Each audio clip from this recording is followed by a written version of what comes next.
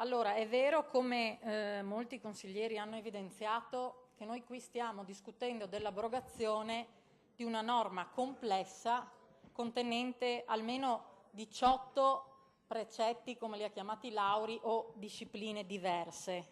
Però vorrei ricordare che questa norma complessa è stata depositata alla Presidenza del Consiglio in data 13 agosto e approvata dall'Aula in data 2 ottobre, quindi in meno di 60 giorni abbiamo discusso, valutato in commissione con le audizioni e in aula una norma così complessa. Quindi ci sono tutte le tempistiche per evitare che questa Regione cada nel caos amministrativo della sanità. In più aggiungo che meno di 2 settimane fa, il 20 giugno, la Presidente scriveva: non basta governare con capacità e onestà, né avere buoni programmi.